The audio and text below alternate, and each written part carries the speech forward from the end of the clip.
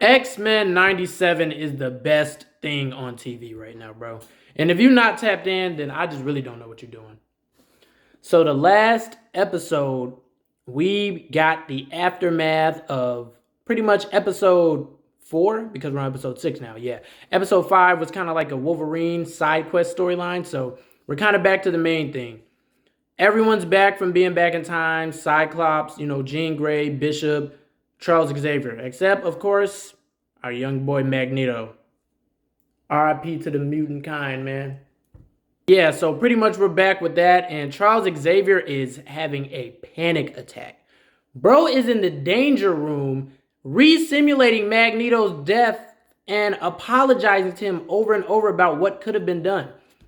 And the danger room is on some other stuff, dog. Like, bro, the danger room is taking matters in their own hands, hinging on everything that Charles Xavier is saying, and basically saying, like, okay, you want me to prepare them for what's to come for the apocalypse? Bet.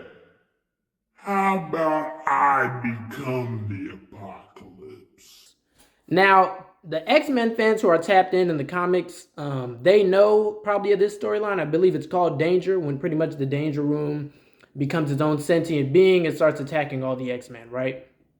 So that's pretty much the inspiration of where this episode comes from. Now, as that goes on, Charles Xavier, he has all the new young mutants in the school, and the Danger Room just goes crazy.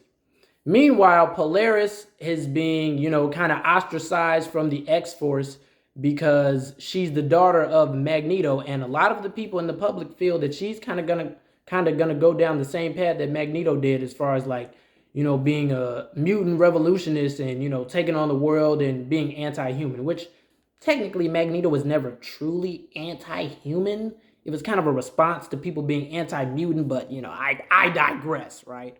So Polaris has returned to the Xavier Institute to kind of, be around her own people again, kind of getting away from the X-Force, and that's when all this goes down.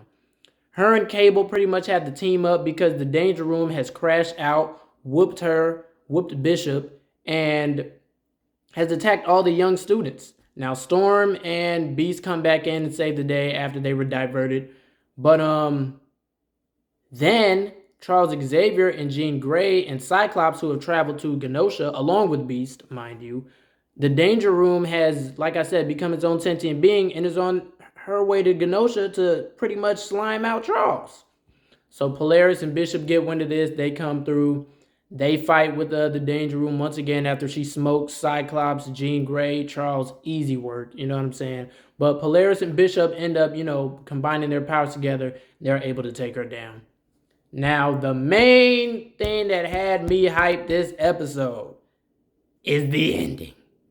They pan to our boy Apocalypse, and he's on some Dr. Frankenstein, who knows what type of deal. He got somebody in the freaking lab table. He doing some surgery work. He on some Dr. Gero stuff, talking about more power. And it reveals that it is our boy, my Cajun goat, Remy LeBeau, Gambit. But it looks like he's under the control of Apocalypse.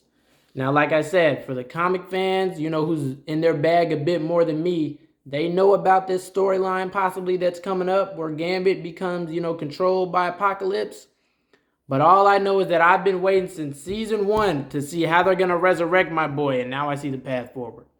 But yeah, man, overall, X-Men 97 has been crazy. I don't know why I haven't been talking about it more, honestly. I think I'll start doing this weekly where I just, go over my thoughts every single episode, because I've been enjoying it, bro. Since season 1, since the return. Like, I watched the original 90s series, so I don't know how many people have seen both. I'm pretty sure a lot have, but I think there's a lot of people who just jumped on at the X-Men 97 point. So let me know what y'all think in the comments below, man. How long y'all been watching X-Men? Are you tapped into the comics? And are you excited about this current storyline that's going on? And we'll talk about it next week when episode 7 drops.